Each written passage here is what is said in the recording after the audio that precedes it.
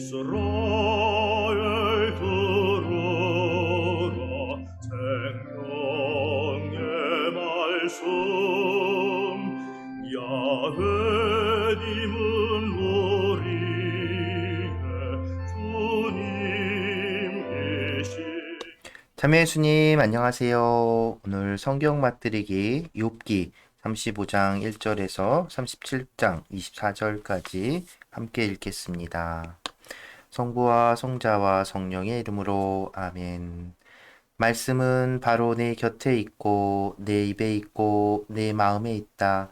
주님, 성령의 빛으로 저희 눈을 여시어 주님의 길을 보게 하시고 저희 귀를 여시어 생명의 말씀을 듣게 하소서. 아멘. 성부와 성자와 성령의 이름으로 아멘.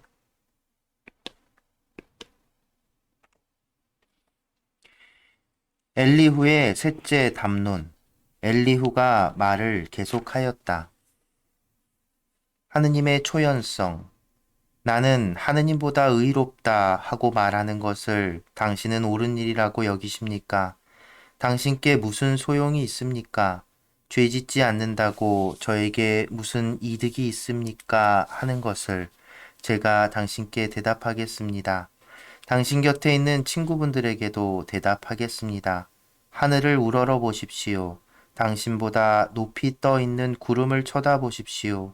당신이 죄 지었다 한들 그분께 무슨 해를 끼치며 당신의 죄악이 많다 한들 그분께 무엇을 어찌하겠습니까?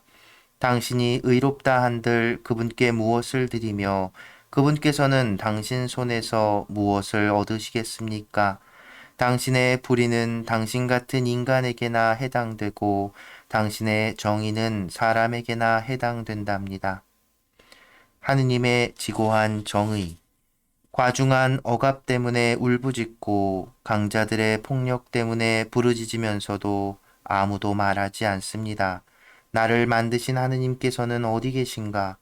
밤에도 노래 부르게 하시는 분, 우리를 들의 짐승보다 더 많이 깨우치시고 하늘의 새보다 슬기롭게 해주시는 분께서는 어디 계신가? 그렇게 울부짖어도 그분께서는 대답하지 않으시니 악인들의 교만 때문입니다. 진정 하느님께서 듣지 않으신다 함은 전능하신 분께서 보지 않으신다 함은 거짓이랍니다. 당신을 보지 않으신다고 말씀하시지만 당신의 송사는 이미 그분 앞에 있으니 기다리십시오. 그러나 그분의 진노가 아직 아무것도 벌하지 않고 그분께서는 죄악을 별로 아는 채도 않으시는데 욥은 쓸데없이 입을 열어 분별 없이 말을 늘어놓고 있습니다. 엘리후의 넷째 담론. 엘리후가 말을 계속하였다. 하느님의 교육. 당신께 알려드릴 터이니 조금만 기다리십시오. 하느님을 대신하여 드릴 말씀이 아직 있습니다. 저는 먼 곳에서 지식을 구해와 저를 지으신 분의 의로움을 밝히겠습니다. 참으로 제 말은 거짓이 아니며 당신 곁에 이 몸은 완전한 지식을 갖추었습니다. 사실 하느님은 위대하신 분이시지만 아무도 업신여기지 않으시고 분별력이 뛰어나신 분이십니다. 악인은 살려두지 않으시고 가련한 이들의 권리는 보장하십니다. 의인에게서 당신의 눈을 떼지 않으시고 늘 임금들과 함께 왕좌에 앉게 하시어 그들을 존귀하게 만들어 주십니다. 그러나 그들이 사슬에 묶이고 고통의 둘레에 얽매이면 그들이 저지른 것을 알려주십니다. 그들의 죄악들을 또 교만하게 행동하였음을 교훈을 듣도록 그들의 귀를 열어주시고 악행에서 돌아서라고 명령하십니다. 그들이 순종하여 그분을 섬기면 자기의 나날을 행복 속에서 자기의 해들을 즐거움 속에서 마칩니다. 그러나 순종하지 않으면 죽음의 수로를 건너게 되고 깨달음 없이 숨을 거두게 됩니다. 마음이 불경스러운 자들은 화를 품어 그분께서 그들을 얽어매시어도 도움을 청하지 않습니다. 그들의 목숨은 한창 때에 그들의 생명은 수치 속에 다해갑니다. 그러나 그분께서는 가련한 이를 그 고통으로 구하시고 재앙으로 그 귀를 열어주십니다. 욥에 대한 경고. 그분께서는 당신도 재난의 아귀에서 끌어내셨습니다. 거칠 것 없이 넓은 곳으로 당신의 아늑한 식탁은 기름진 음식으로 채워졌습니다. 그러나 당신은 악인에 대한 심판에 사로잡혀 있습니다. 심판과 재판이 당신을 붙잡고 있는 것입니다. 진노가 넘친다 하여 반항으로 이끌리지도 속전이 넉넉하다고 하여 현혹되지도 말아야 합니다. 어려움도 온갖 애씀도 없이 얻은 당신의 부가 무슨 소용이 있겠습니까? 밤을 갈망하지 마십시오. 백성들이 제자리에서 사라지는 때입니다. 조심하여 악행으로 기울지 마십시오. 그것을 고통보다 더 좋아하시는 것 같군요. 보십시오. 하느님은 당신 권능으로 숭고하신 분, 누가 그분 같은 스승이 될 수 있습니까? 누가 그분께 길을 지시하였으며 누가 당신은 불의를 저질렀소 하고 말하였습니까? 명심하여 그분의 업적을 칭송하십시오. 사람들이 노래한 그 업적을 모든 사람이 그것을 보아왔고 인간이면 그것을 멀리서도 볼 수 있답니다. 가을의 주님, 보십시오. 하느님께서는 우리가 깨달을 수 없이 위대하시고 그분의 횟수는 헤아릴 수 없답니다. 그분께서 물기를 뽑아 올리시니 안개에서 비가 걸러진답니다. 구름이 흘러내리면 수많은 사람들 위로 떨어집니다. 진정 누가 구름의 넓이를 그분 거처의 뇌성을 깨달을 수 있습니까? 보십시오. 그분께서는 당신 둘레에 빛을 퍼뜨리시고 바다의 밑바닥을 덮으십니다. 이것들로 민족들을 다스리시며 양식을 풍성히 베푸십니다. 당신 손바닥에 빛을 채우시어 표적을 향하여 내던지십니다. 그분의 천둥은 그분의 현존을 선포합니다. 그분은 불의를 거슬러 분노를 터뜨리시는 분이십니다. 겨울의 주님, 이 때문에 나의 심장은 떨다 못해 자리에서 퉁겨나려 하는군요. 그분의 커다란 소리를 귀담아 들으십시오. 그분 입에서 터져 나오는 포효를. 그분께서는 그것을 온 하늘 아래로 울려 퍼지게 하시고 당신의 빛을 세상 가장자리까지 비치게 하십니다.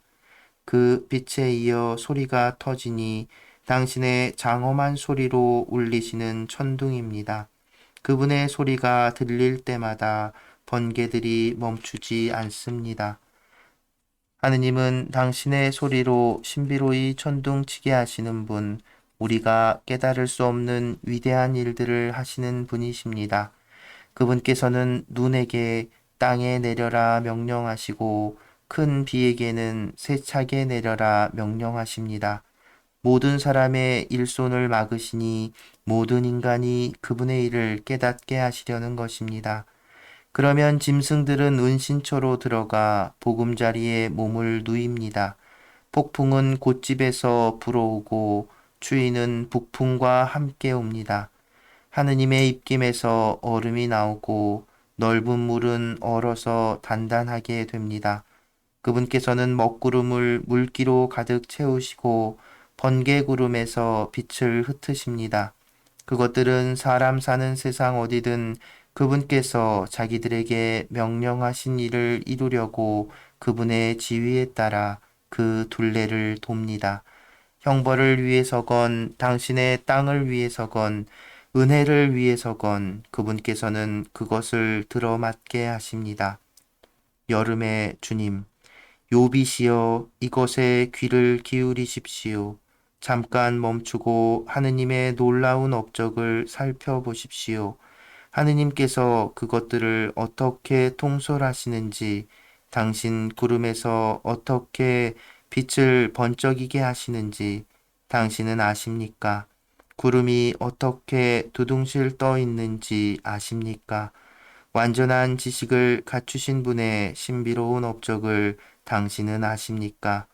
남풍으로 땅이 숨죽일 때 자기의 옷조차도 뜨겁게 느끼시는 당신이 그분과 함께 하늘을 펴실 수 있단 말입니까? 부어 만든 거울처럼 단단한 저 하늘을 그분께 무엇라 말씀드려야 할지 우리에게 가르쳐 보십시오.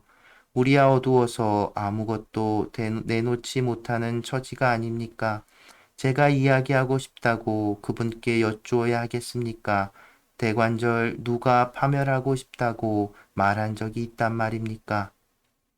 하느님의 광채, 이제 바람이 불어 하늘을 맑게 하고 거기에 빛이 밝게 비추면 사람들은 그것을 똑바로 볼 수 없습니다. 북녘에서 금빛살이 솟아오르니 두려운 위험이 하느님을 둘러싼답니다. 전능하신 분, 우리는 그분을 찾아낼 수 없습니다. 권능과 공정이 뛰어나신 분, 정의가 넘치시는 분, 그분께서는 억누르지 않으십니다. 그래서 사람들은 그분을 경외합니다. 그분께서는 스스로 지혜롭다는 자는 아무도 거들떠보지 않으십니다. 성부와 성자와 성령의 이름으로 아멘. 말씀은 내 발의 등불이요 나의 길의 빛이옵니다. 주님, 저희가 성경을 생명의 말씀으로 믿고 기도하며 살고 선포하게 하시어 언제나 성령 안에서 평화와 기쁨을 누리게 하소서. 아멘. 성부와 성자와 성령의 이름으로 아멘. 자매 예수님, 안녕하세요. 네, 화면이 너무 저기 멀리가 있어서 잠깐 좀 땡겼습니다. 아, 제가 그저께 금요일 거에는 성경 읽은 부분이 제가 확인해 보니까 성경책을 앞서 보던 책이 좀 글씨가 좀 작고 보기가 힘들어서 좀 이제 큰 걸로 바꾸면서 장수가 좀 많아졌어요. 그러다 보니까 이게 페이지를 이렇게 딱 넘기면서 두 페이지를 넘겼는데 그것도 모르고서는 그냥 쭉 읽었더라고요. 또 이게 욥기가 시로 되어 있으니까 이렇게 어색하지 않게 자연스럽게 넘어가 버렸던 것 같습니다. 그래서 아무튼 그 금요일 거는 이제 다시 보충해서 이제 그 영상을 바꿔놨어요. 근데 예, 여러분들이 단 댓글은 다 살릴 수가 없더라고요. 죄송합니다.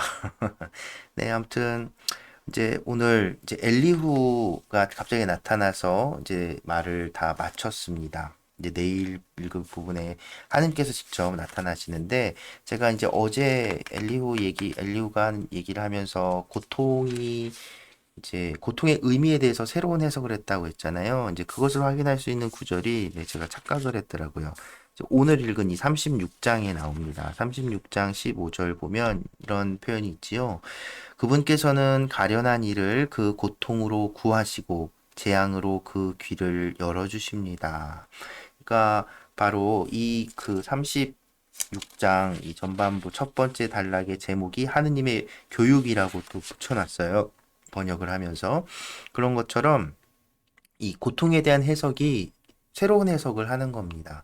앞선 세 친구도 그리고 또 유업도 역시 마찬가지로 이 소위 고통이라고 하는 것, 인간적인 그런 어떤 한계 상황 그런 것들을 하느님께서 주시는 어떤 벌이라고 생각했던 거예요. 그런데 엘리후가 나타나서 그것이 아니다라고 얘기하는 거죠. 그러면서 욥의 새 친구도 잘못이고, 욥 당신도 잘못이다.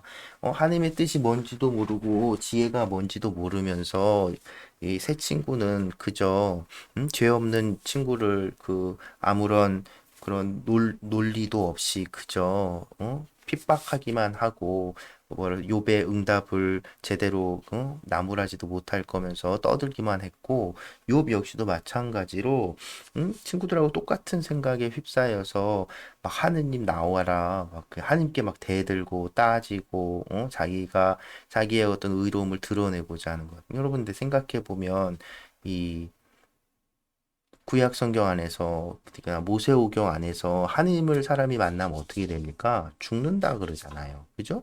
그래서 오죽하면 그 계약의 계를 허락되지 않은 자가 이렇게 딱 넘어질까 봐 만졌는데도 여러분 그 다윗이 계약궤를 궁으로 옮길 때 일어난 사건 생각나시나요?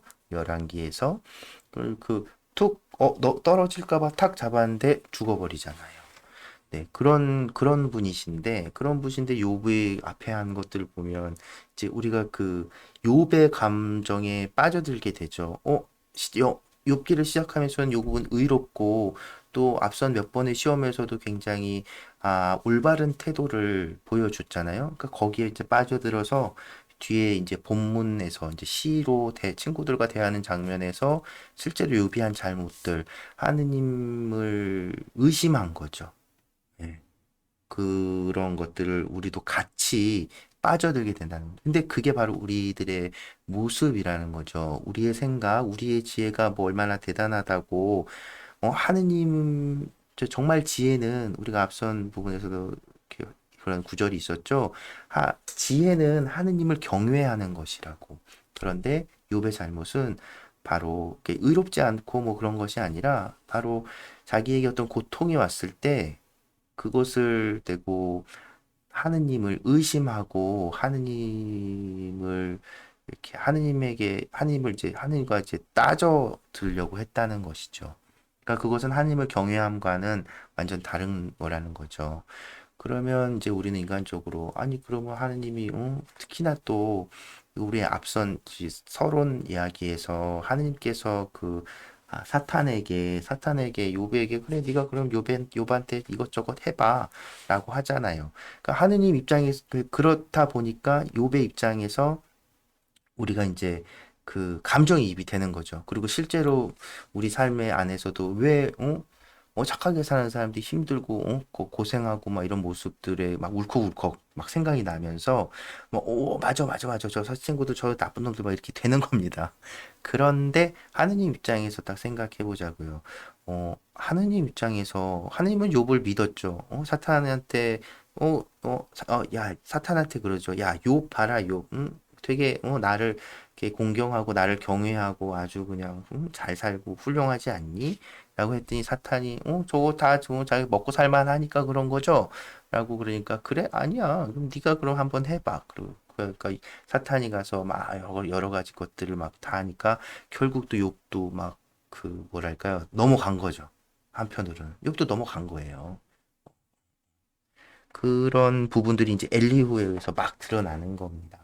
그러면서 이제 이 엘리후가 이 계절별로 하느님의 어떤 하느님이 창조하신 세상에 대한 것들 그리고 세계의 어떤 섭리 인간이 알 수 없는 그 계절 변화와 그 안에서 나오는 어떤 자연 현상들을 다 하느님이 주관하시는 건데 우리가 뭐 그거에 대해서 다 하나라도 뭐 아는 게 있느냐 거기에 관여하긴 했냐 뭐 그때 네가 그 자리에 있기나 했냐 뭐 이런 식으로 얘기하죠. 이후 이 뒷부분 이제 하나님께서 직접 나타나셔서도 요백의 그 비슷한 이야기들 또 자연 이 창조 세계와 이런 것들에 대해서 얘기하면서 그런 하나님의 말씀으로 또 들려옵니다. 여기서 또 우리가 생각해 볼 것은 그거예요. 이건 좀 미묘한 건데 설명을 잘 할 수 있을까 모르겠네. 그러니까 하느님을 중심에 두지 않고 욥은 하느님이 아니라 결국 자기 관점, 자기가 중심에 있었던 겁니다. 근데 이건 우상으로 빠지는 하나의 또 길이에요. 우리가 구약을 우리가 같이 읽어나가면서 그런 얘기 많이 드렸죠. 우상이라고 하는 건 외적으로 드러나는 그런 어떤 그 형상, 이것만이 아니라 우리의 마음이 그것에 쏠린다는 것이죠. 그리고 그 우상은 그 자체가 무슨 어떤 실제 하는 것이라기보단 우리 마음 안에 그것에 대해서 쏠려 있는 그 우리의 마음. 그래서 결국은 인간이 바라는 것을 투영해 놓은 것이고, 그것은 곧 하느님의 뜻을과 어긋날 수도 있다는 것이죠. 그런 의미에서 우리는 사실은 그 하느님의 길을 따르고 하느님을 경외한다는 것은 내 중심에 하느님의 말씀, 하느님을 두어야 한다는 거죠. 내 생각, 내 의지, 나의 그 어떤 불평 이런 것마저도. 그러니까 그렇게 바라볼 때 우리는 정말 하나님께서 세상을 섭리하시고 하느님이 우리를 핍박하고 뭐 이렇게 괴롭히려고 하는 것이 아니라 정말 자애롭고 그 은총을 주신다는 것을 그제서야 조금 깨달을 수 있다는 겁니다. 하나님께서는 우리에게 닥쳐오는 그 어떤 고통, 한계 상황, 절망, 이런 절망적인 상황, 절망 자체는 우리에게 주는 것이 아니죠. 그러니까 절망하게 만드는 그런 상황들, 삶에 일어나는 그런 한계를 경험하게 하는 상황들, 하느님이 계시지 않은 것처럼 느끼는 순간들, 이런 것들을 통해서, 곧 고통이라는 것을 통해서 우리가 오히려 그런 것들을 이겨낼 수 있는 힘을 키우도록 해주신다는 겁니다. 하느님의 방법이 그렇다는 것이지요. 이게 놀라운 성찰인 겁니다. 그러니까 신학이라고 하는 것, 신앙이라고 하는 것, 또 역시 이렇게 뭐랄까요, 성장해 나가는 것이거든요. 그러니까 구약의 성조들 처음 하느님에 대해서 이렇게 인식했던 그 고대의 그 선조들이 가졌던 이렇게 원초적인 신앙 안에서는 정말 딱 하나님과의 관계, 딱 상수한 그거죠. 하나님을 믿고 따르면 하나님께 제사를 드리면 복을 얻고, 하나님의 말을 듣지 않고 하나님과 계약을 깨뜨리면 벌을 받는다. 이 단순한 것에서 더 확장이 돼서, 음, 그, 이제는 하느님은 정말 온 세상에, 그러니까 창조신앙하고도 연결이 되는 겁니다. 온 세상을 다 섭리하시는 분이시라는 거죠. 어떤 한 땅덩어리, 어떤 한 민족에만 국한된 분이 아니라 더 커지신 거예요. 그래서 그런 분이 이 고통이라고 하는 것 역시도 어떤 벌이 아니라, 그러니까 우리 삶의 한 부분임을 이제 깨달은 겁니다. 그것을 이렇게 고통을 통해 우리 가르치시고 눈을 띄우신다라는 멋진 그 표현을 하게 되는 것이죠. 그것도 그런 깨달음을 얻기 위해서는 우리의 이런 좁고 작은 관점이 아니라 하느님의 그 입장에서, 하느님의 관점에서 세상을 바라보게 될 때 얻게 되는 이제 지혜, 그것이 곧 그래서 하느님을 경외함을 통해서 얻게 되는 지혜라는 것이죠. 네, 열심히 설명은 했는데 설명이 잘 됐는지는 제가 모르겠습니다. 또 되게 사실은 저도 뭐 이 고통, 이렇게 그러니까 욥기를 통해서 우리가 우리 삶에서 겪게 되는 고통에 대해서 한편으로 이렇게 생각해 볼 수 있지만, 또 실제로 우리가 만나는 그 고통들을 단지 그냥 이렇게 그래, 고통을 통해서도 하느님이 우리를 가르치시고 깨우쳐 주시는 거야라고 말하는 순간 우리는 욥의 새 친구처럼 돼버리는 겁니다. 그래서 단순하고 쉽게 얘기할 수는 없어요. 하지만 우리 스스로가 적어도 우리 스스로가 나에게 닥쳐오는, 또 내 삶에서 일어나는 그런 어려움들, 그 고통의 순간들을 그냥 이것이 왜 나에게 이런 일이 있어라고 끝이고 그쵸? 절망한 건 그 희망을 않는 거잖아요. 절망한다는 건 이제 낙담, 절망 이런 것은 이제 포기하는 거고, 그것은 곧 하느님께서 아무것도 안 하실 거라고 하는 것, 그건 역시도 죄가 될 수 있다는 겁니다. 그러니까 절망이 하느님께로부터 오는 게 아니라 그런 어떤 한계 상황에서 절망하게 되는 것이 곧 불신앙과 다르지 않다는 것을, 그래서 우리는 우리 스스로를 이렇게 돌아보면서, 특히나 지금 우리 사순 시기를 보내고 있는 이 시간, 우리 삶에서 무수히 계속되는 이 어려움, 어둠, 고통, 이 상황들을 그것을 그냥 무조건 피해야 되고 없애야 되는 것으로 보지 않고, 그것 자체가 우리 삶의 한 부분임을 깨달을 수 있기를 기도하는 것이지요. 그리고 이것을 정말 극명하게 드러내 보여주신 분이, 또 가르쳐 주신 분이 여기 계시잖아요. 저 십자가라고 하는 것이 우리에게 드러내 보여주는 것. 그래서 예수님께서도 그 마지막 순간 아버지에게 기도하면서 이 잔을 제게서 거두어 주십시오. 그러나 제 뜻이 아니라 당신 뜻대로 하십시오라고 기도하잖아요. 바로 그 지점인 것 같아요. 우리가 신앙 안에서 우리 삶의 어떤 그 깊은 의미를 발견하고 하나님께서 주시는 그 자비를 그 깨달을 수 있고 눈 뜰 수 있는 방법, 거기서 오는 거죠. 십자가를 받아들이는 것, 아버지 뜻대로 하는 것. 네, 그래서 오늘은 마무리하면서 아버지 뜻대로라는 현정수 신부님이 지은 노래를 제가 저번에도 소개시켜드렸던 성당 커플, 오늘은 얼굴이 잘 나오는 영상이네요. 우리 성당 커플이 부르는 아버지 뜻대로 노래 들으며 마무리하겠습니다. 네, 오늘도 함께 해주셔서 감사합니다.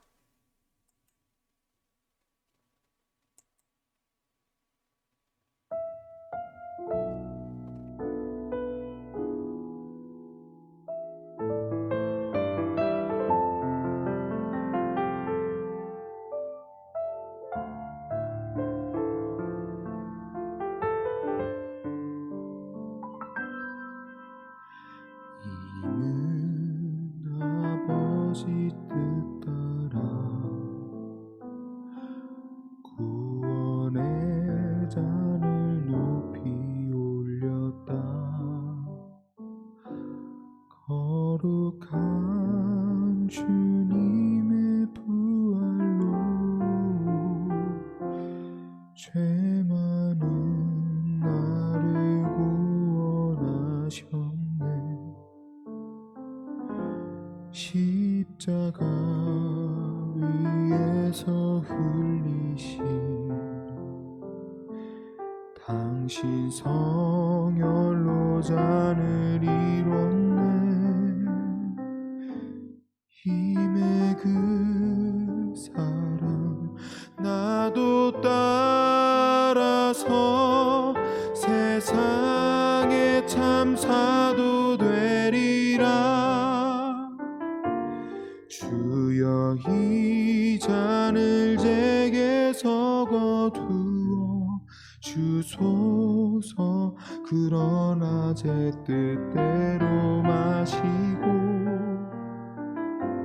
아버지 뜻대로 하소서. 당신 앞에 나가리라. 한 말씀만 하소서. 내 주여 내 영원히 따르리라. 주여 이 잔을 제게서 거두어 주소서. 그러나 제 뜻대로 마시고 아버지 뜻대로 하소서. 당신 앞에 나가리라. 한 말씀만 하소서. 내 주여 내 영원히 따르리라. 힘은 아버지 뜻 따라 구원의 잔을 높이 올렸다는 거룩한 주님의 부활로 죄 많은 나를 구원하셨네.